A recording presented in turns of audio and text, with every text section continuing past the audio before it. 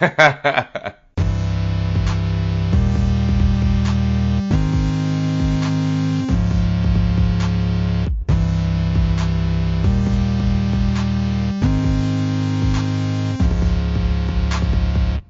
everybody, and welcome back to the Tether Radio Podcast, episode 13. This is the only podcast keeping you from spiraling out into the infinite abyss. I'm your host, Daniel, also joined by my brother and co-host, Joseph. Yo, what's up? What is up? Man, just chilling, getting ready to lay some scratch up on this motherfucker. Noise. Yeah, man. How was your week? It was good, dude. It was. I like to kick it off with the old. How was your week? Just to see how it was going. So what's new? You good? Yeah, dude. Good as gold, man. Just trying to get my kid to start walking as soon as possible. So even though everybody's totally discouraged me doing that, they're like, man, as soon as they start walking, it's just a whole different ball game. Which I feel like that was kind of the thing with crawling. That it's just as soon as they're mobile, you're just kind of screwed. So yeah, well, I mean, the difference between crawling and walking is that now he'll once he's walking, he'll have the ability to use fake IDs. Yeah, right.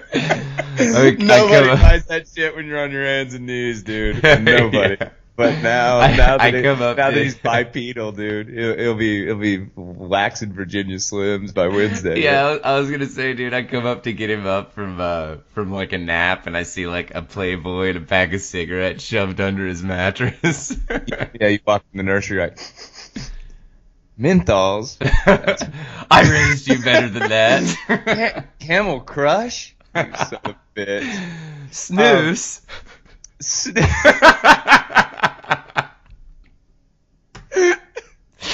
You snoozing, bro? Megan's like, dude, what is this, man? Like we were gonna breastfeed him until he was 1, but what is this? Is that snooze? Oh man, it was so hard for me to understand what snooze was. Like I thought, dude, it's like lazy man's dip. Well, it's just dip in a bag, right? Yeah, it's literally like a tea bag. It's like it's a tea bag of dip, right? Yeah, steep that snooze. I thought you snorted it. No, that's back in the day. No. In the day. But it was pulverized. Yeah, it was pulverized tobacco. I can't remember what it was called though. It's not called snooze. Well, no, but the snooze made me it sounds like sniff, I guess, and I just thought, well, shit, they're probably sniffing this Google just was trying to guess what I was looking up, and it said pulverized pancakes. What the fuck is that? Snuff. It was called snuff. Snuff. No, but I'm talking about snooze. I understand, but I mean, it's. But you're right. Yeah, it was like a little like tin can of pulverized tobacco that people would snort. People would sniff it. Yeah, that's absolutely right. And apparently, I did a little Googling just now. There are the Snuff World Championships in Germany. Now, I don't really know what the hell that rabbit hole is, but wait, what? Yeah, well, we may have to. We'll have to post this. I'll pull this video aside so we can post it and folks can watch it. It's kind of old. It's from 2012, so I don't know if they still have the Snuff finals. But wait, Snuff. Wait, isn't snuff like porn where people get killed too? Dude, we gotta truck on. Yeah, I was gonna say, man, we are real off. Super off far out. Yeah. So right before we start, let me just tell you about this wacky ass dream I had last night, man. So I'm a pretty vivid dreamer, right? And I was like never one of those kids, like when I would dream when I was a kid and like would recount it. I would never make shit up. Yeah. You know what I mean? Like, have you ever done that where you're like, man, I just had the weirdest dream? Somebody's like, I had a weird dream. And they tell you, and you're just like, dude, you're just making this shit up. You didn't dream. And dude, fucking one-uppers. Yeah. And so anyway, so, you know, but like every now and again, I'm like, damn, did I just take a hit of acid before I went to sleep last night? And it's just these totally far out dreams. But last night, so I haven't been, just a quick note, I haven't been drinking a lot lately, like at all, right? And so I went out, had some drinks last night, didn't get in bed super late, but kind of later than I typically do, because I've been working on some stuff where I've had to be up early and, you know, kind of try to get in bed early and whatever. And so last night I get in bed a little bit later, had a couple of drinks, and I have this dream, man. I have a dream that I'm having a dream, okay? Right? And so in my second I feel like you're just describing the plot to Inception. Well, listen. I'm just kidding. Wait till I tell you when I'm on the Let me tell you about my totem. About the part where I'm on an international flight in a suit and I get into this son of a bitch's mind and, you know, have to kill him with his own dream. No, so I'm having a dream, right? And actually, I shouldn't have said that because this kind of abridged now the cat's out of the bag. But I'm having a dream, and in this dream, there was like an apartment that looked very much like my apartment, which is kind of like a loft kind of style, like, you know, what all the hipsters live in or whatever. Yeah. And I like get up to get something out of the refrigerator, and I like look over, and I'm not going to mention this name because I don't want to. I don't want to mention his name on this, but somebody you and I know from high school, right? Who was a dude in my grade who was married somebody in my grade also. Yeah. And they're like staying at my apartment, and I'm naked because like I like had slept naked and like got up, and I'm like, oh shit. Like, and this is like super realistic, right? Like, oh shit, I forgot they were here. Mm-hmm. And so I like, you know, like turn around and go back in the bedroom, right? Mm-hmm. So in my dream, I wake up, all right? Mm-hmm. And there are different people in my apartment. And I was like, oh, that's funny. I dreamed that these people that are in my apartment, there were different people that were staying with me, right? Mm-hmm. And I was like, oh, and I'm like recounting this and saying, oh, this is funny. Last night I dreamed that it was like this other couple, but it's actually you guys staying here. Yeah. Then I actually woke up, and I was sitting in bed, dude, like, where the fuck am I? Who is here? You know, like. And I like got up and like, you know, this is maybe like 4:30, and I like get up and I like turn on all the lights. I'm wide awake, and I'm like, where am I? I mean, it took me a good 20 minutes to kind of figure out what the hell is happening. So anyway, but check this out. This is interesting, and then we'll get on with the program here. But apparently, one of the effects that alcohol has on dreaming, because long story short, this year I was doing a bunch of research earlier this year on sleeping and the importance of sleep, and you know how it's so good for your brain to get 7 to 8 hours a night, right? Mm-hmm. I was doing some research into like physiologically what happens, you know, in your brain when you get good sleep. Mm-hmm. Conversely, as part of some of the stuff I was looking up, there were some articles about, you know, how weed or alcohol or, you know, just lack of sleep, sleep deprivation or whatever affects your brain and your sleep and your dreaming. Mm-hmm. So here's the thing that alcohol does is it actually it inhibits your brain from entering a certain, like, not REM totally, but like a certain wavelength. It's like delta, right? I'm not, because it's like the deepest sleep that you're actually getting, like your brain's like recharging. It's basically your brain is like cleansing. Yeah, right? It throttles basically your sleep to the point to where it's just like you took a 7-hour nap kind of thing. Exactly. But if your body can metabolize the alcohol at some point throughout the night, mm-hmm. your brain will try to cram all this work that it was supposed to be doing all night mm-hmm. into the very end of your sleep. And so that's why the next time you get super boozed, dude, and wake up not hungover, your dreams will have been wild as shit, and it'll feel like you just had them. Oh, that's interesting. Yeah. Yeah, and so that was the deal, because I had, I had like 6 drinks last night, over the course of like, I don't know, like 2 hours, right? So I wasn't hammered, but I was pretty drunk. Yeah. Or a little drunk. And so anyway, that's what your body does. It tries to cram that activity in, and it manifests itself in these like wacky ass dreams that you feel like you just had. Isn't that wild? Yeah, that is. I know that anytime that I get like super schmammered, then Megan always says that I talk in my sleep, but she can never tell what I'm like saying. I'm just like, yeah. She's like, what?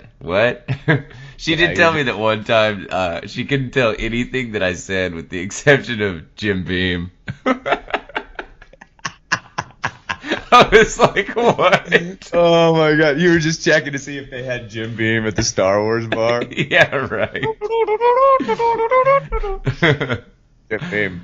All right, so tell me a little bit about the new menu option at Carl's Jr. At Carl's Jr. Break this off for me here. I heard that they've been aggressively adding menu items. Yeah, what's dude. up with that? So they have decided to. Speaking of dreaming, they've decided to bring your childhood dreams to a reality. And how are they doing this over at they've launched a new. Wait, is this Hardee's or Carl's Jr.? Well, the same difference. It's just where the store is. Hardee's out west are Carl's Jr. In the east and south, it's Hardee's, I think. So. Got it. Okay, so what did they add? What do we have here? They added a fun new breakfast item, Fruit Loops mini donuts. Yeah, but these aren't just any donuts. No, they're not. They're not just any donuts. They literally, they had a bunch of people like, I think they're just running a smaller, like, test market right now for them, but they're like $1.99 for 5 mini donuts, which they seem like they're about the size of like, whatever those, the ones, I think they're called like donuts or something like that. That it's like the little sleeve of donuts that are like powdered or chocolate covered or whatever. But anyway, they look like absolutely one of the most artificially colored, flavored. Yeah, I'm looking at the picture, dude. Dude, it looks like it came out of like Willy Wonka's chocolate factory. Yeah, they look like they look like props. Yeah. They're neon colored, but here's the thing that I liked in the article. Yeah. Some really, really ridiculous quotes here. So I've never seen this. Let's see, there's a guy that like reviews stuff on YouTube. Let's see. And it's the Peep This Out channel. Host Ian Keener. He said, this familiar strong Fruit Loop aroma is matched with the exact same type of feeling as having a whole bunch of Fruit Loops in your mouth.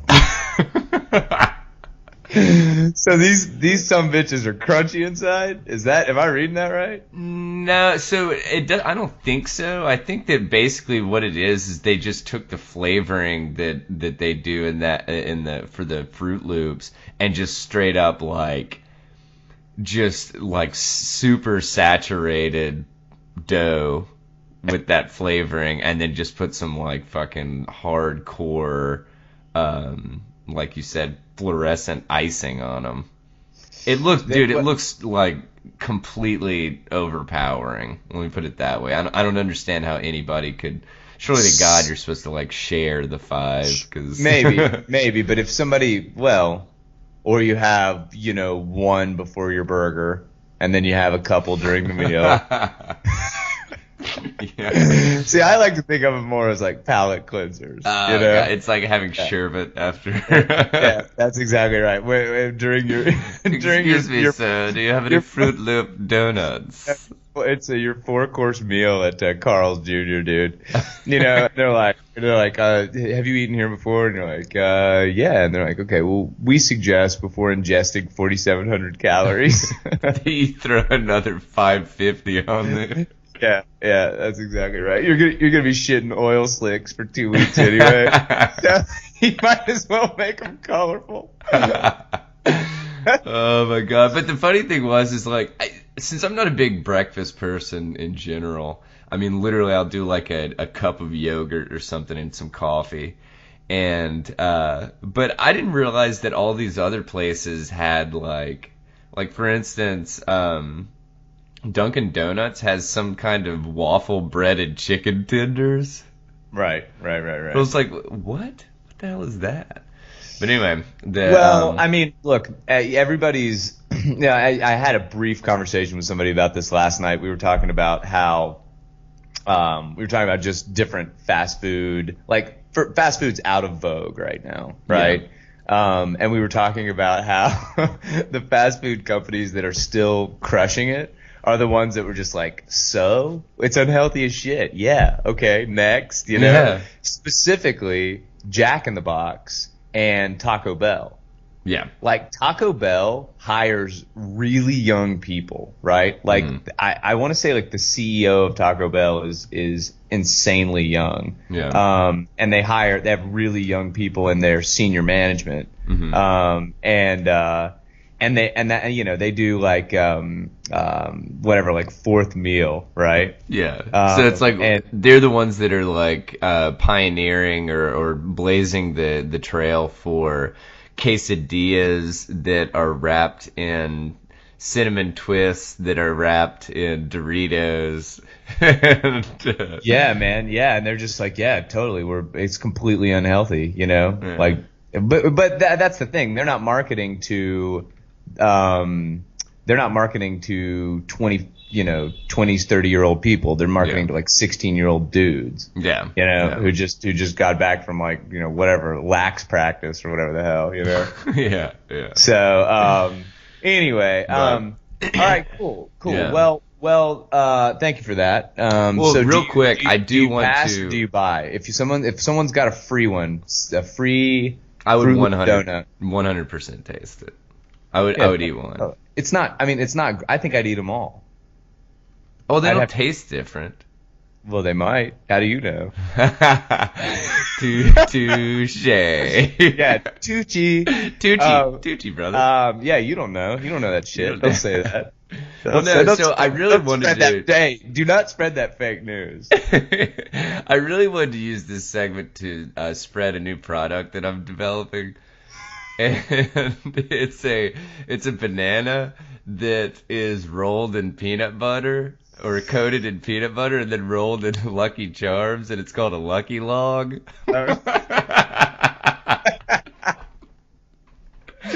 Man, oh brother, I hope fortune smiles on me today.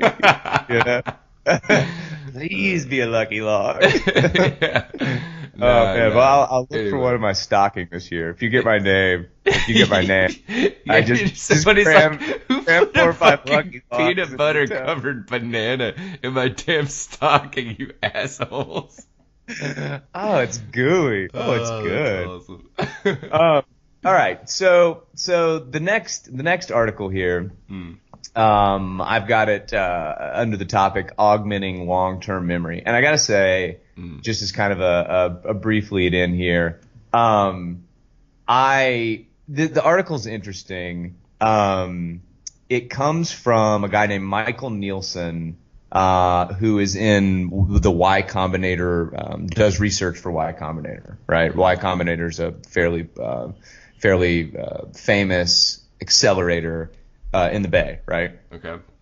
And when I first started reading this, I was like pretty into it because I really like the idea of being able to kind of I don't know, hack around on things like, you know, like memory. Like, that's interesting, right? Like, it definitely works like a muscle, and if you use it and kind of exercise your memory, you probably have a better memory, right? Yeah. And I kind of like thinking about that. And so anyway, I opened this article, Augmenting Long-Term Memory, and the reason I'm giving this preface is because it was kind of a bummer. It was kind of a shill for a product at the end of this, really? Right? Yeah, there's a company called Anki, Anki. And if you have native advertising, right? Yeah. When a story is basically written to advertise a product. We've talked about it on this show, and it's such a bummer, even though it's so effing in your face all the time. But it's kind of a bummer because it's like everything that you're reading. Not that it didn't used to have an angle, but it's just now that you know, it's like everything's tainted, right? Yeah. And so it's like getting to see behind the curtains. Yeah. So just kind of full disclosure here. There's a he says that he has no affiliation with Anki. Sure, okay, fine. But once you look it up, they had this thing called the Anki bot a couple years ago, and it was like this teeny little like AI powered, quote AI powered robot. And so really I think what this company, the Anki company, has done is they've offered this little tool where they can observe how people memorize things, and then they're using that data to, do something for their AI project. But so that's kind of full disclosure before we hop into this, but I thought this was kind of interesting because have you ever heard of the method of loci or like memory palaces? Have you ever heard of these things? So I have heard of the memory palaces thing, and I can't remember where I heard. Yeah, so these are just just to skim these things quickly. It's just a but it's like compartmentalizing like stuff in your head to the point to where you can like revisit areas, because if it's like, I don't know, if it's like associated with like a location, then your brain will like retain it better or something.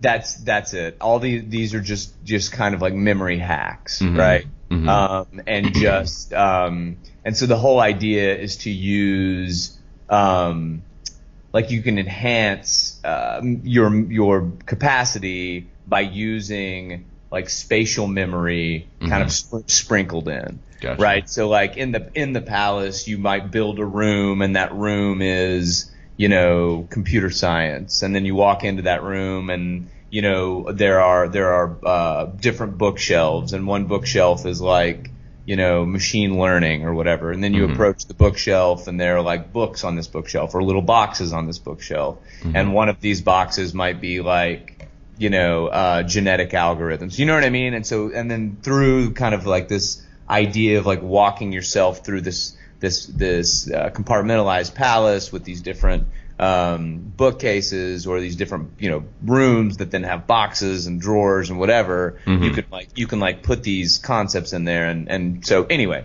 so that's kind of along the lines of that's kind of like what people have been doing for years. I mean, the method of loci is like something from Rome, dude. Like it goes way back. So anyway, what this is, it's called the Anki system, and it's like this super. We'll post this, of course, in show notes, but it's this super simple little interface that basically looks like flashcards, right? And so the idea is to set up these flashcards in a variety of different topics. You want to avoid yes or no answers, and make sure that your answers are, are more descriptive. Yeah. And then you just kind of like start cycling through these cards, right? And so what's interesting is, and I thought this was kind of the interesting, the big like thing to underscore in this article is that well, first of all, there's this idea that if you can, like when you're just about to forget something, if you can remember it, that's the way to like to most vigorously strengthen the connection to this memory, right? Okay, so repeat that. Like if you can space you're learning, like the way that most people think that, like in school, the way most people operate is they don't do shit and then they cram the night before, right? Yeah. You're not going to remember any of that. You're not going to retain any of that. Yeah. Dude, did you just hear this high horsepower? Well, no, honestly, they are filming the Fast and Furious 9 there today, right? Yeah, that's exactly right. That's exactly right. But anyway, somebody thinks this is a high octane idea, obviously. But somebody made that noise with their mouth, I think. They were like, method of loci. you look out the window and somebody's on a bike just making that noise. Yeah. But so the goal is to kind of space these, but you're not going to remember anything if you cram, right? Mm-hmm. And so if you can space these memories out and your ability to recall, you can like space that out over a time frame, which is, you know, to be determined, I guess, for each person that's trying to memorize things. Mm-hmm. Then you can really start to develop the ability to make memory basically a choice, right? Mm-hmm. Which is really, really, really a fascinating idea to me. Yeah, it is. So this guy in this article, he says that he's created over 10,000 of these Anki cards, mm-hmm. right? Over about 2.5 years of regular use. Uh-huh. And so the goal, what he's saying is that, and once you kind of understand the methodology of like setting up these cards and like, you know, going through these cards, you can use this technique to read research papers and recall, you know, sections of the research papers, to skim articles, you know, by inserting things into these cards. So it's just it's an interesting concept. You know, and kind of a new take, I guess, on this idea of like, you know, memory enhancement using some sort of spatial angle with the method of loci, which actually I think I might be pronouncing that, it's mispronouncing it. It's either Loki or loci, but I think it's loci. And I think it is loci. I think you're right. And actually, I think that the method of loci is also a memory palace. Like, I think a memory palace is just like a slight iteration on that, right? Because you're still using, you know, spatial awareness or spatial, like a spatial component mm-hmm. to help you memorize, right? Yeah. And so what this is just saying is like, sure, you know, that's interesting, it's relevant, but another way to think about this is to just continue to be exposed to you know, the things that you're trying to memorize on a kind of more regular and rotating basis. And then I'll finish with this. Mm-hmm. One of the things he gets into at the end of this article is just a brief chat about people. Sorry. Watch your head, man. Is a brief chat about people trying to learn just really complicated ideas, right? Mm-hmm. And that oftentimes people, as they're trying to, you know, learn about something, you know, like machine learning or like, you know, the intricacies of you know, I don't know, mechanical engineering or mm-hmm. or whatever, that or even something like, let's take something that's like baking, right? Mm-hmm. Even if they're trying to like learn, you know, to bake things or whatever. You know, it's important to think about this in these things in the most atomic state, right? Mm-hmm. So knowing why you would use baking powder, right? Yeah. Not does this require baking powder? Yeah. Because if you can understand what baking powder does at the most basic level, then it's like you can you know, think like, wow, this recipe should probably have baking powder in it. Yeah. And then from there, it's just kind of like, okay, you know, now how much or whatever, which is like, you know, something that you certainly memorize. So anyway, I just thought that was kind of the cool part about this is like, first and foremost, this kind of different angle for memorizing things, which is kind of, and then secondly, you know, distilling things down to their most basic atomic properties and really trying to memorize that, right? Yeah. And then and kind of build up into these like larger topics that you're trying to commit to memory. Yeah, I was looking through because I knew that this sounded very, very familiar to me, but I could not remember for the life of me where I had heard of it, but I looked at the Wikipedia thing that you had posted, and it was from watching Sherlock on Netflix. What in an episode? That's what Sherlock Holmes does. Well, in an episode, they basically are focused on this like memory palace thing. Like one of the guys that he's trying to, I think like he basically the guy that they're trying to get all this information, and it's like the amount of information is just absolutely insane. But this guy has successfully memorized all of it using this technique, kind of thing. Oh, interesting. So, dude, that show's great if you hadn't seen it. I think it's really good. Benedict Cumberbatch. What channel's it on? It's on Netflix. It's on BBC. I think it's canceled at this point, but they have like 4 seasons, something like that. Cool. It's really good. But anyway, yeah, it's covered in one of those things, and honestly, it's a good episode. So, but yeah, dude, that's cool, because I mean, like there has to be some kind of method to all of this stuff. You know what I'm saying? And it's just like when this stuff is discovered, it's just fascinating to me that by using certain techniques, your brain will work more efficiently, basically. Yeah, and it is one of the other comments that he makes in this little bit of research, which I think is pretty cool. Mm-hmm. He's just like, look, humans have a really, really complicated relationship with challenge, right? Mm-hmm. And with challenging things. And so he's like, that's kind of the biggest thing to overcome, because absolutely this takes time. Mm-hmm. And then, to devote that much time to it, to something like memorizing something, like some people just don't see the usefulness, Yeah. And in a world, I guess I understand that, but, mm-hmm. At the same time, it's just, hey, can you repeat that? Because I think you dropped out for like just a second.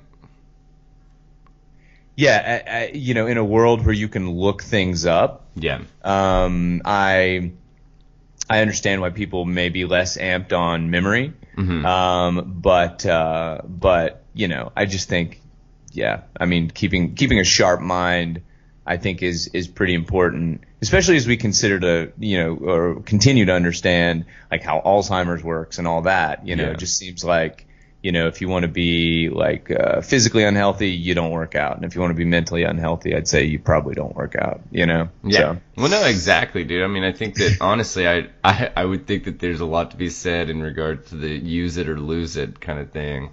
It's, like you said, you stop working out, you lose muscle mass and all that. You stop using your brain, and you just focus on using your cell phone to look up everything and not think about the whys and stuff and the hows of the world. Then it's kind of like, man, you just become mental midget. Yeah, absolutely. So I might give it a go, and if I do, I'll report back. Word. So kind of moving on from the deep dive into memory, I pulled this other article. This was just absolutely bizarre to me, because honestly, it almost seemed like it was the plot for a movie that just basically was never written. Uh-huh. It's kind of depressing, but this doctor in Hong Kong was accused of killing his wife and daughter with a gas-filled yoga ball. And so this guy is an anesthesiologist in Hong Kong, and apparently he and his wife had problems for a while, and they've got 4 kids, and he decided that along with getting help from one of the students that he works with, they were able to procure basically enough carbon monoxide to fill up a yoga ball, and he put it in the back or the trunk or back seat of his wife's car. Uh-huh. And so I guess it was the trunk, yeah. And so and plus it was a Mini Cooper car. So, I mean, obviously very small, probably wouldn't take that much kind of thing. Well, gas is going to fill anything, but whatever. And so they, let's see, what was it? His wife and their 16-year-old daughter were found unconscious in the car about an hour after leaving home and were later declared dead from severe carbon monoxide poisoning. Wait, how long would this take? How long would what take? Would it take to be poisoned like by poison? Well, yeah. So the problem is, man, I mean, like, you got all the windows out. I mean, hell, that's how people commit suicide. Are we talking minutes? Are we talking like? I mean, well, and also, what is it seeping, or did he? I guess probably what he did is, put it in the trunk and then pulled the plug out of it so that it was just like leaking. Okay. That would make the most sense to me. Yeah, that's but yeah, dude, it was just like, but then they found out that like he was having an affair with the student that helped him, and so they basically decided to kill her, the wife, kind of thing. But then obviously, he wasn't. There's got to be a better way. Yeah. No, dude, it's just it's absolutely insane to me, some of the shit that people pull. But, right. But yeah, dude, I mean, like, apparently the guy was just like absolutely like bawling, crying, during the forensic pathologist's description of examining his daughter's body. Wait, you're saying the guy? The guy that was accused of killing them. Right, and so this description, well, I mean, does carbon monoxide, does it do some gnarly stuff to you? No, it doesn't do anything. I don't think that it does anything like gnarly to you, but it's just like they have to go over the entire basically autopsy of his dead daughter. So it's kind of like, and they're going over this in court, and that dude fucking killed her. He was responsible for it, so it's like...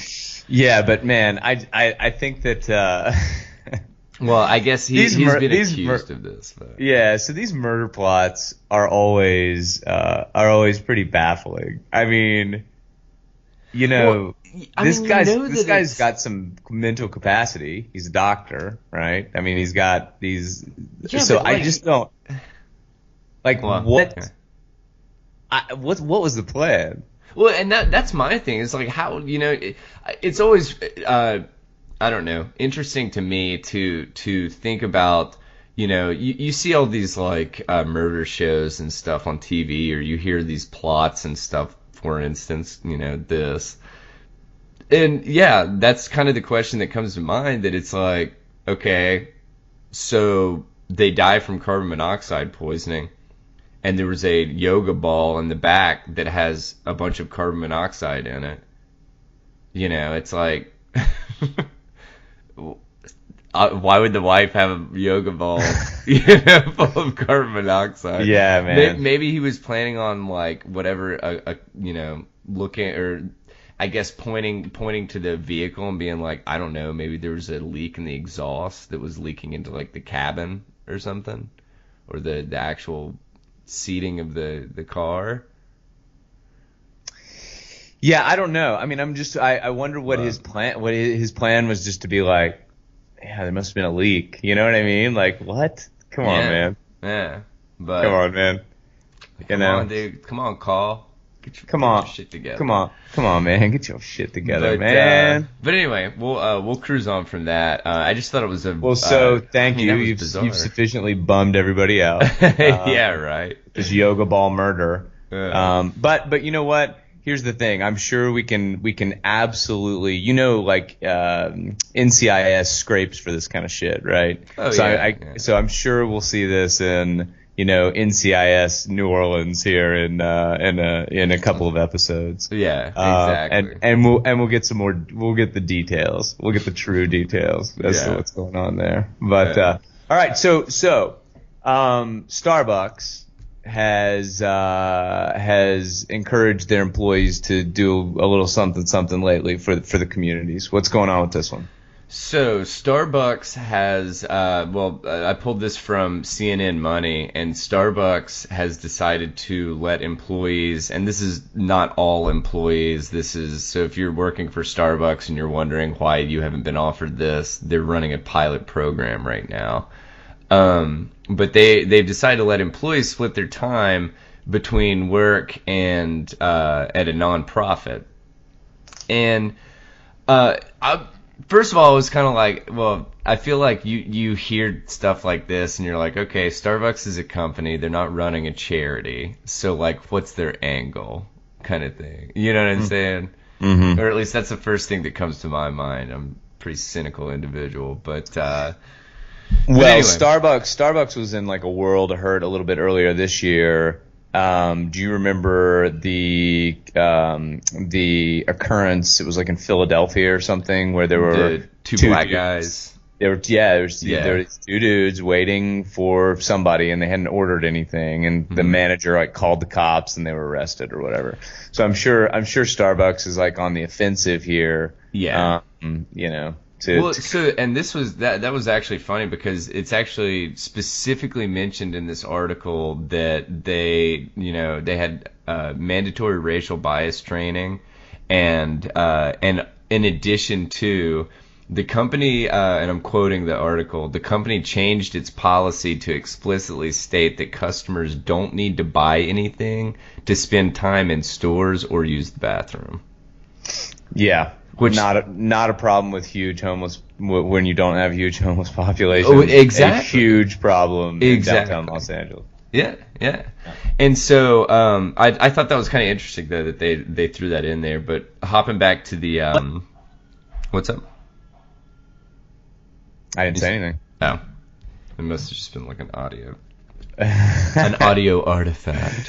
There's a ghost in the machine. But I think that just another quick note on this. We're going to see a lot more of this. Yeah. A lot more of this from a lot of different companies in the very near future. And I think the reason for it is that there are many ways to add value to a company, and truthfully, if there's a term known as blue sky value, which is basically like brand value, right? Yeah. And if you think about it, if you're paying an employee, I think they make like $13.50 an hour or something in California at Starbucks. Mm-hmm. If you're paying an employee $13.50 an hour, is their time best spent considering all the ways they can add value to your company? Is their time best spent, like shaking ice around, and behind a bar when, you don't really need that extra person there, or wearing a Starbucks t-shirt, offering some like quote social moments or whatever that put cast your brand in a positive light. And I think that it's I was actually having this conversation, man, with Tim Morgan the other day. Mm-hmm. And it's like, look, man, as we continue to kind of race towards this place where companies like, in Detroit in the 50s or whatever, the reason that somebody who was like working on an assembly line had all this buying power then, right? Mm-hmm. The reason there was this robust middle class is because they were actually adding value to the companies. Yeah. And now things have changed because everything's so technologically driven. And there are very few people that add an immense amount of value, right? Yeah. And so like, your systems admin or your, systems architect for, Starbucks online orders or whatever, the director of that program is probably in a very measurable way going to be adding way more value than somebody who would basically be in the horizontally kind of at the same place on the org chart, who's overseeing, whatever, some very specific type of ordering for the stores or whatever, right? Yeah. So my point is that like if that trickles all the way down to the associates, they're standing there behind the counter, companies, I do believe, are going to start looking at the way, like, you're paying somebody a wage, they can add value in many, many, many, many ways other than, I mean, you're basically paying them for their time, and they can add, you're not basically, that is what you're paying them for, and their time and to complete these tasks, and thinking about, the tasks that you're having them complete in a new paradigm, I think it's kind of necessary, because it's absolutely true, man. If you sent 15 employees, you're paying them cash to go and volunteer in this kind of socially driven, social media driven world or whatever. That's adding a ton of value, man. So anyway, I think we're going to see it more often. Yeah, and so just as a point of clarification, apparently Starbucks is not actually paying them to volunteer kind of thing. This Points of Light program basically pays them through the Starbucks Foundation or like a grant through the Starbucks Foundation. So it's not actually. But are they being paid? Yeah, they are being paid. It's just, I guess I just. So that sounds like a tax. That sounds like a tax in and around. Yeah, for sure. But the other thing is obviously, like you said, moving forward with businesses are just having to restructure to keep up with the economic climate that we're in right now, and I mean,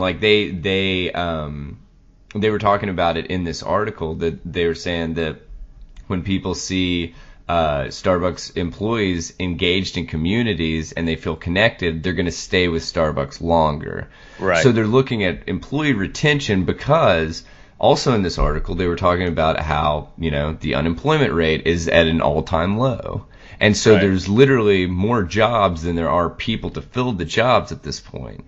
And so they're using this as partially a reason for employee retention, which I thought that was kind of interesting, because it's they feel like if they allow their employees to make more connections in that area, then they're more likely to stay at that job.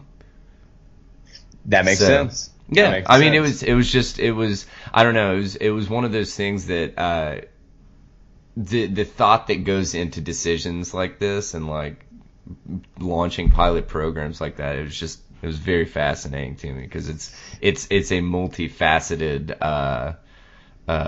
push kind of thing. Absolutely. And then obviously, like you were kind of alluding to earlier, that you see some Starbucks, or whatever, a small group of people working at some philanthropic event or whatever, and they're wearing Starbucks shirts, it kind of puts in your unconscious that it's like, oh, look, Starbucks gives back to the community kind of thing. Now I don't feel as bad buying this $7 pumpkin spice latte. I saw some meme the other day where like a Jiffy Lube had put up, pumpkin spice oil changes are back. Yeah. Yeah, the pumpkin spice thing has gotten out of hand, man. Yeah. It must end. So man, anyway, it was just kind of an interesting point. So absolutely, and we're going to continue to see it kind of change and evolve. I mean, the role of employees at companies is it's changing dramatically. If you would have told somebody, even 20, 30 years ago that you could work from home and work remotely, people would have been like, what? Now granted, they didn't have the context of the technology, but nevertheless, it's just, the way that employees are viewed is changing pretty dramatically, and it's gonna be cool to see how it plays out. But so this next article that I wanted to cover is from MIT. And it's from the MIT News, just like an on-campus, news outlet or whatever. Mm-hmm. And it's called "Extracting Audio from Visual Information," right? And this is kind of mind-boggling. But in a nutshell, what some researchers at MIT have figured out how to do is how to take a high-speed video, right? Run this algorithm over this video, and by observing the way that the the physical items in the video are vibrating, they can figure out what's being said in the room. I mean, dude, that's like straight up Mission Impossible shit. Yeah. Like, yeah. I mean, I can't even. I don't know. Oh shit, they actually have a video of it. Yeah, and so right, and you know, I think it's funny because if you go down to the let's see, if you go down to the comments, M actually commented and said, "Huh, we had this shit like 10 years ago." Nice. He said, "Fucking nerds, we had this shit 10 years ago, dude." He said, "I shit technology." No, but anyway, awesome. Really, really, really interesting stuff. And they also mention that even using commodity hardware, right? Like not high-speed videos, but just traditional video cameras, you can still extract some information. Yeah. So, I mean, this is, I think maybe we actually covered this thing that I'm going to bring up. I think we covered it maybe in the trial episodes that we were doing when we were putting this thing together late last spring, the Tether Radio Podcast together last spring. But remember the article about reading books through the cover? Yeah, it was like some form of X-ray kind of. Yeah, and you could scan the book, and by understanding kind of the imagine kind of like XYZ axis, right, or XYZ axis, by understanding the depth, that like Z number, you could figure out kind of what a page was, because theoretically the ink would be kind of at the same level, and then you could like put those data points together and like figure out what the word was. So it's like, I mean, something like that, obviously very, very useful for archaeology, and maybe very, very useful for, and I think that's what it was actually being used for, right? Because it was some kind of text that like.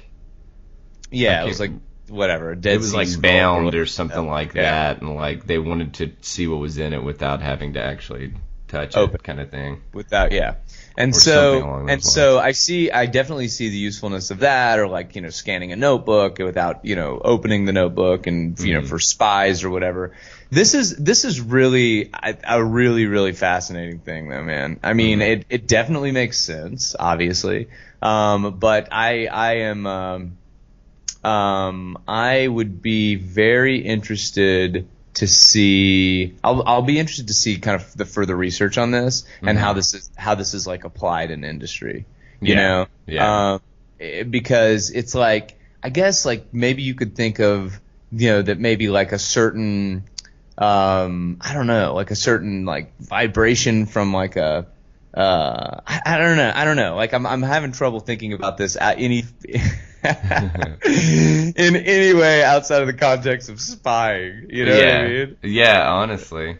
So but so if you're not paranoid yet, read this article, man. Yeah, they're watching. They're watching everywhere. But and speaking of being paranoid, this next little item here. Did you want to tackle this one? Yeah, dude. So, I can't remember which episode. I think it was like a few ago that we were talking about Cody Wilson and Defense Distributed, and basically him coming up and trying to make readily available the 3D structure of the gun called the Liberator for basically whoever wants it, kind of thing.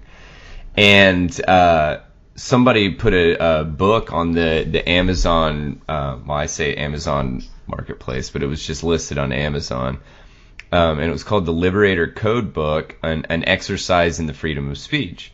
And it went up on August 1st, and then they ended up dropping the book and basically saying that it violated Amazon's content guidelines, and that they basically weren't going to give any other detail on that. So But the kind of one of the interesting or more interesting parts about it is the stuff that they don't have banned. But in addition to that, like the book, the Anarchist Cookbook, Right. which I know you've heard of that, and it was, I mean, there's a great documentary on this, on exactly what you're getting ready to bring up. yeah. Well, so anyway, so the Anarchist Cookbook, and you're probably gonna have to help me. I mean, it basically more or less has instructions for like making bombs and stuff in it, right? Like homemade stuff. So it was published in the early 70s. This guy William Powell. And actually, I don't even think he didn't write it. I think he just compiled it. Gotcha. Compiled this book, and that was, his goal was to kind of provide this reference material for whoever, right? Right? Yeah. But it's look. I mean, in this country, man, like we do not yet, right? Yeah. But we do not prosecute for thought crime. Yeah. Like if you have not committed a crime, then that's it. You haven't committed a crime, right? Yeah. Like, and so that was kind of one of the interesting things about this, because I started looking. I looked up the Anarchist Cookbook on Amazon just to see, basically what it was described as and all that stuff, and it had really low reviews. And I was like, well, this is kind of interesting, I wonder why it's got low reviews. So I went down and started reading through reviews for it. And obviously take this with a grain of salt because it's, a handful of reviews that I read. But the current book that is listed and that you will receive if you buy the Anarchist Cookbook on Amazon is not the original version. Like, the current book is like a super, I hate to use the word censored, but like a lot has been stripped out of it. Let me put it that way. Right. And I thought that was kind of interesting, because I think that was stripped down, and now that, because I mean a lot of people would, or I'd say probably the vast majority of people that are looking into that are like probably fucking like high schoolers and shit that want to whatever, would just want to buy that kind of thing, because I'm pretty sure that me and you were looking at it like in high school, just to fucking have it kind of thing. But yeah, I mean, it's just, it was interesting to me that it's like, okay, they were either, whoever has that listed was either contacted and they revised it to the point to where it wouldn't violate the Amazon guidelines and stuff. But that's what they were saying in the reviews, is they were like, yeah, I guarantee you that the reason this was stripped out is because they want to keep the book listed, but yeah. It's like a third of the information than what was in the original one, kind of thing. Yeah, but yeah, man. So I mean, it kind of brings to light, like you said, not yet, but it's like I think that it's happening. Just like, I hate to say it, dude, but America's really good at incrementalism, and well, I just think that's how, dude. That is how people empower. This is how people empower. This is how it works. Yeah. This is how the system works. Yeah. And so, I don't necessarily want to put the tinfoil hat on right now, but I think that, so we were talking about the Anarchist Cookbook because you were talking about the 3D gun printing book, right? Yeah, they got pulled. Yeah. So and so the timing on this is pretty interesting, because Defense Distributed, that is the company or the nonprofit, now they are an actual for-profit company that Cody Wilson put together, is still tied up in a substantial amount of kind of like legal work, right? Yeah. To continue to do what they're doing, but it's really interesting. I mean, the fact that 8 out of 10 people, if you were like, hey, you should buy this book, the first place that they would go is Amazon. And then to have companies like that just censoring, I mean, it's a weird world we're living in, man. And like, I really think that, you know, again, not putting the tinfoil hat on right now, but you know, folks need to really take note of shit like this, because it seems small, but it is. Well, you kind of have to look at the principle of the matter as opposed to what's the actual thing that's happening. And what you especially have to remember is it seems small until it's your idea. Yeah. You know, until it's your, you know, I'm not going to say innocuous. Yeah. But it's your idea that is being censored. Yeah. You know, and so anyway, I think that this is. All of these bands are pretty crazy. I mean, we talked about Alex Jones a few weeks ago. I mean, you know, the guy's pretty wild. Yeah. Well, but and another book that was brought up in this article was they were just saying, okay, well, you know, potentially could the book Mein Kampf by, you know, Adolf Hitler, would that potentially be, you know, it absolutely could be. So have you read it? No, I have not, but I remember you had a copy of it at some point. I've read it. I've absolutely read it. And you know what's funny is that in some circles, like hearing myself say I've read Mein Kampf, in some circles, like people would be like, why? You know what I mean? And it's like, that's fucking crazy talk. Yeah. Crazy talk. Yeah. To think like, why would you? Because you need to ingest and try to understand, or at least be exposed to, as many different ideas as possible. Absolutely as many. You know, if David Duke, the KKK guy, wants to, you know, publish some dipshit book, I'll probably read that too. You know what I mean? Like, it's just incredibly important to be exposed to these, not because they're going to convert you or because it's necessarily, you know, a cogent, appropriate idea, but, you know, just understanding how these things come together and are manifested, and like the people behind some of these ideas, it's just really important. Like, you know, I mean, well, and again, well, I'm going to bring us back to center here because I don't want to go too far down the rabbit hole, but it's like fact, man. Joseph Stalin and the Soviets, more people murdered, you know, under the watch of Stalin than Hitler. Fact. It's a fact, right? Like, this is real. But winners write the history. Yeah. And so it's like, I'm not saying Nazism isn't, you know, I'm not trying to put these into like relative terms. That's what I'm saying. Like, absolutely, they're both like garbage evil for sure. But it's just interesting how the narrative kind of gets twisted and turned, and in a world where, you know, your choices are being kind of artificially paired and limited by fucking Amazon. Like, what? You know what I mean? Like, it's just kind of crazy. So I mean, that's it, man. It's just like, you think for yourself, get exposure to this stuff. I mean, you may read it and you may hate what you just read, but it's worth your time.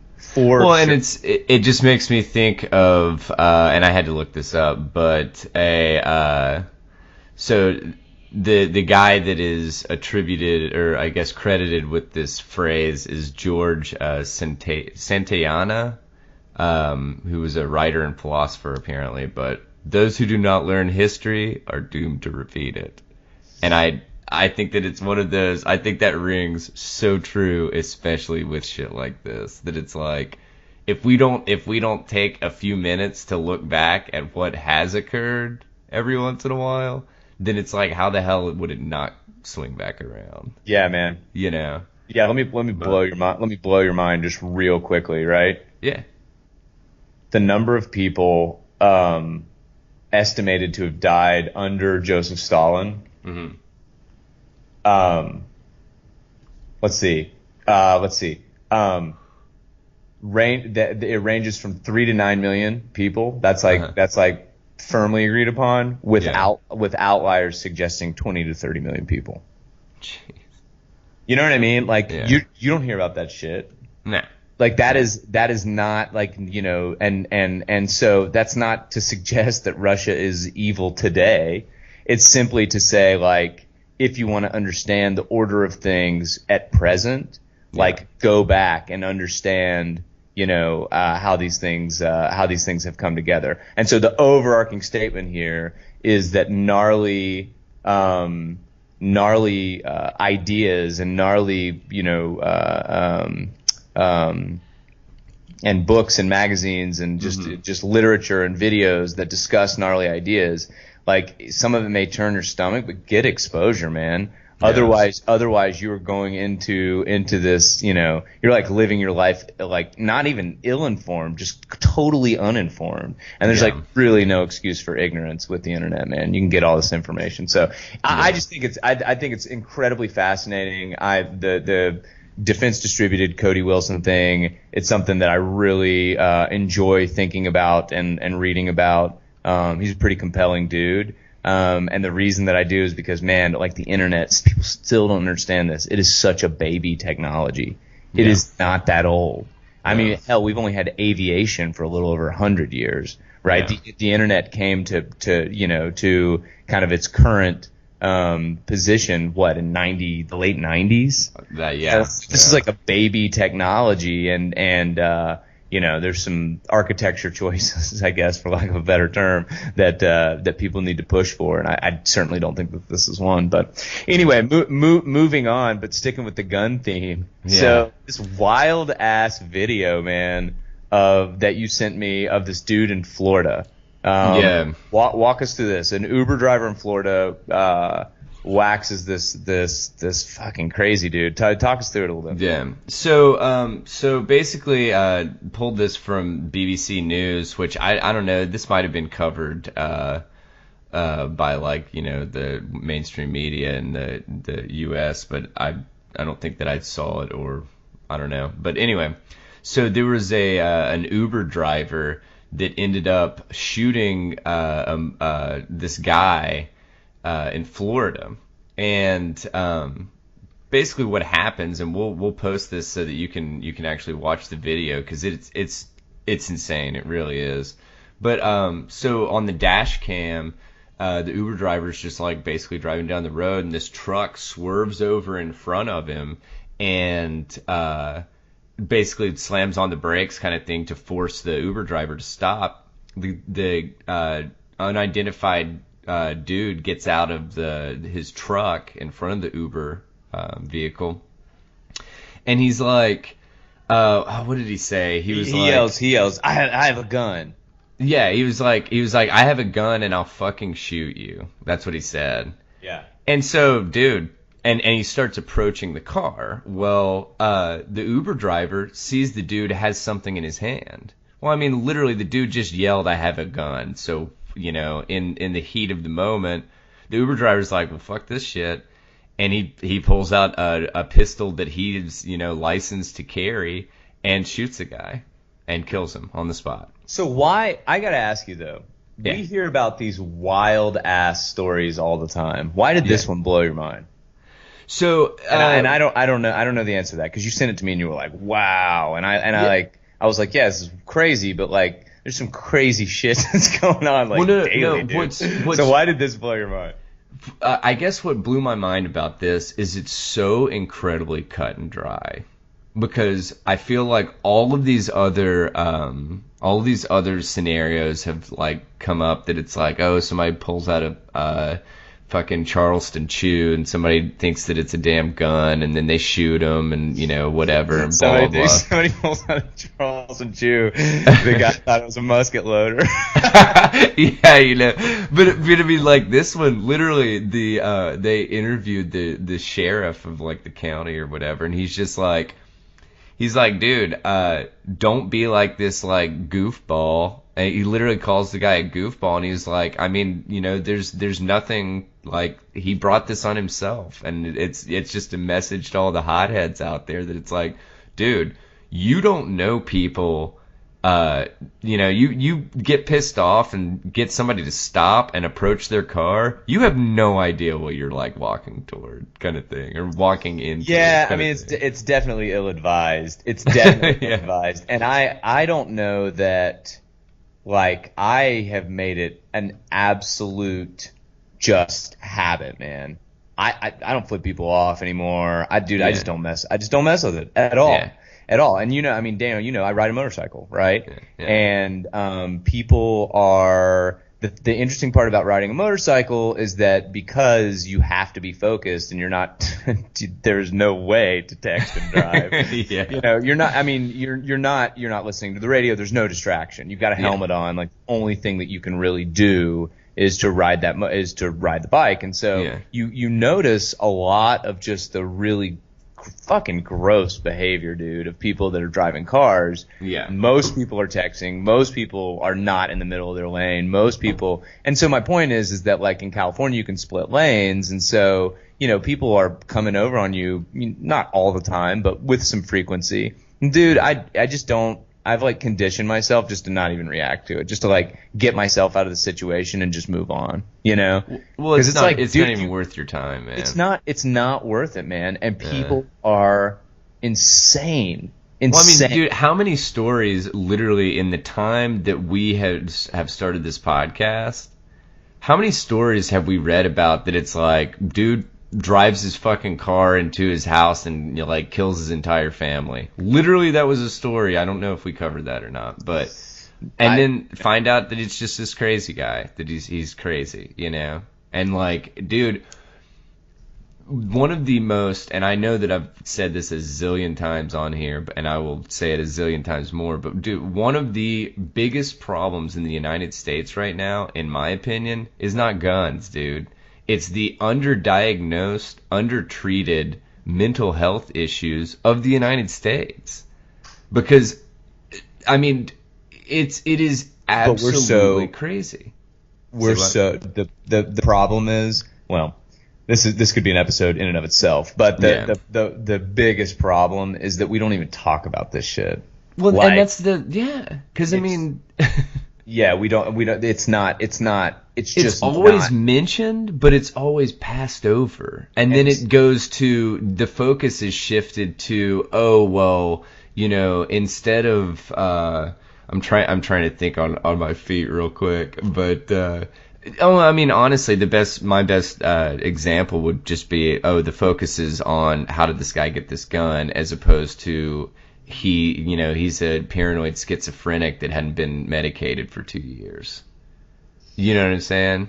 I absolutely do know. And so it's just, I don't know, man. I think it's kind of incredible to me how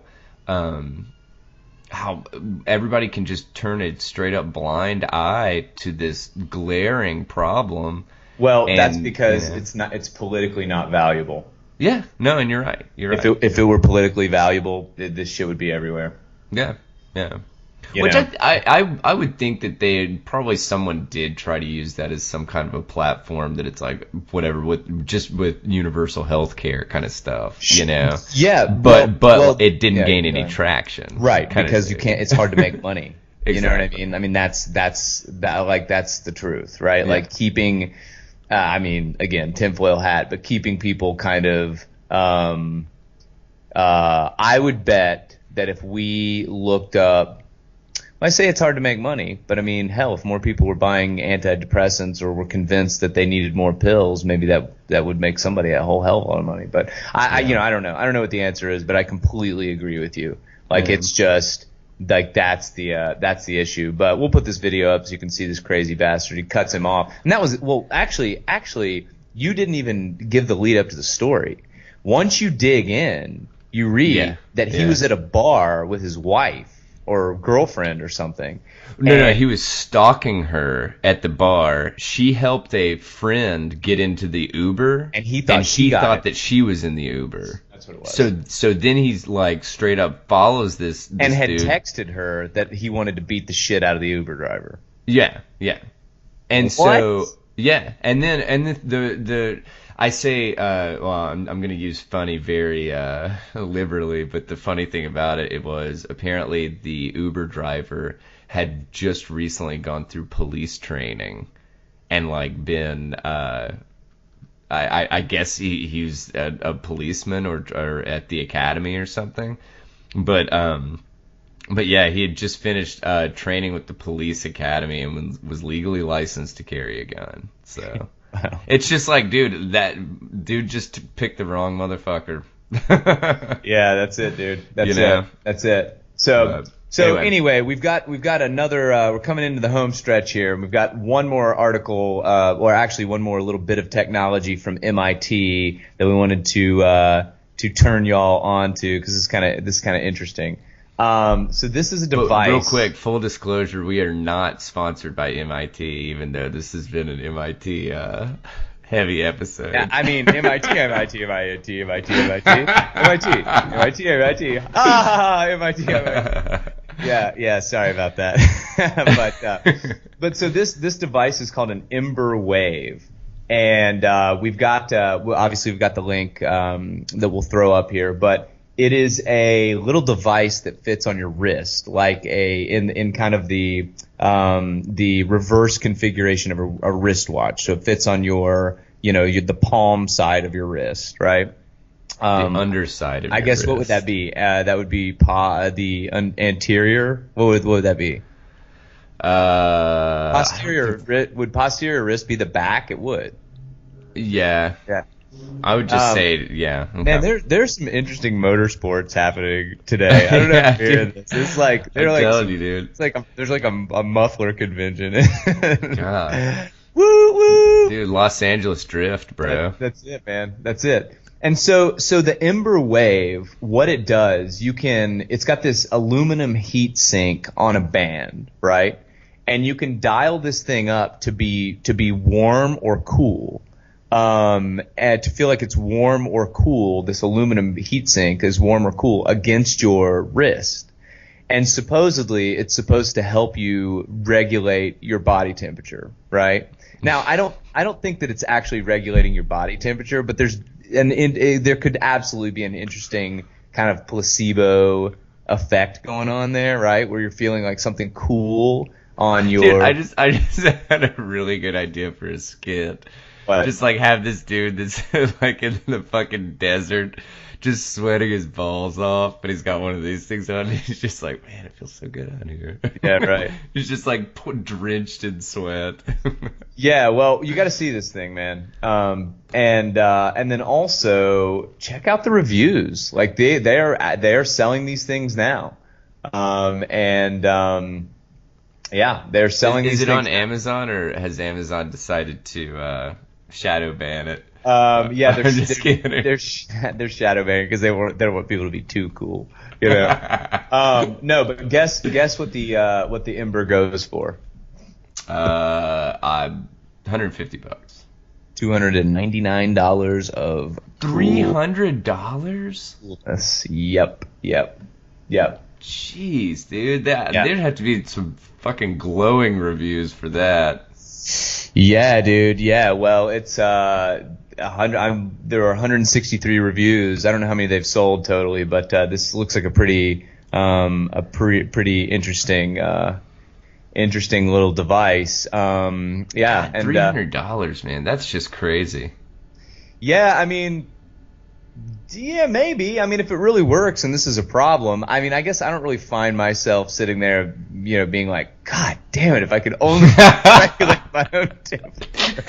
if my fucking hypothalamus would just work a little bit better, that'd be great. I don't really, I don't find myself, I don't know. I rarely pit, so maybe this isn't for me, but anyway, thought that we would turn you on to that. And then the last thing I want to mention, a little bit off script here, but I am definitely going to post this. Have you seen these fucking images of Bill Clinton staring at Ariana Grande's ass as she sang at Aretha Franklin's? There's been some awesome memes. Did you know? You didn't know I was going to bring that up. No, but there have been some awesome memes of that. Oh my God. He is like, like, I haven't seen Bill Clinton in a while. Yeah. And he looks really old now. Yeah. Oh, yeah, totally. I mean, he is old. He is old. But, and he's like, his mouth is like agape, right? Yeah. And he's just like this looks like an old pervy granddad, you know? Just like, oh my God. Well, dude, like, apparently, Ariana Grande had a pretty rough go of it at the Aretha Franklin's. Got her boob squeezed. Got some side boob squeeze. Got some, I loved the interview with the bishop or whatever, that he was like, I mean, I apologize, those were not my intentions. And it's like brother, there's only one intention when you go that high up, man. Well, you go that high up, and then he just played the side boob like a trumpet, man. Yeah. Like, you see him going, but there's a comment, man. This is really funny. Somebody said, and on the link that I linked from heavy.com, and this guy goes, Bill Clinton looks at Ariana Grande like I look at stuffed crust pizza.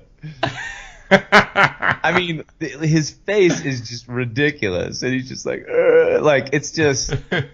I mean, honestly, how fucking horny is this guy? Like, this guy to have such a towering libido, and like, how old is he? 80? I don't know. No, he's got to be getting close, man. Yeah, I mean, he's not young, and just to have such oh my God.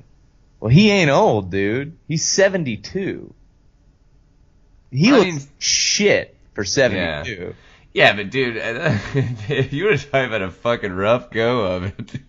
Yeah, man. Yeah. I mean, I think he was doing a lot of cigar work back then. Yeah, right. He was doing a lot of extracurricular. He's basically been in lawsuits his entire life. So. Yeah, it's a high stress over there at the Clinton Foundation. But anyway, all right. Well, look, we're coming up to the end of our time together. And as always, we appreciate you lending us your ears for a little bit. Wanted to remind you that if you have any thoughts or comments or suggestions for Tether Radio Podcast, feel free to reach out to us at tetherradio@gmail.com. That's TETHERRADIO@gmail.com. You can also get at us on Twitter at Tether_radio, Instagram, same handle, at Tether_radio, and on Facebook, we are there at Tether Radio, all one word. Website is tetherrad.io. No .com, man. I'm telling you, these new domains. Get with the times, man. Get with the times, dude. .io. And with that .io, we're flexing heavy on the Valley, man. That's the hot shit up there right now. So anyway, have enjoyed our time together. Thank you so much. You have been listening to the Tether Radio Podcast, the only podcast that is keeping you tethered and grounded to this crazy shit show of a world. I'm Joseph. And I'm Daniel. And we will see you guys next week. Take it easy. All right. See you guys, and thanks for joining us.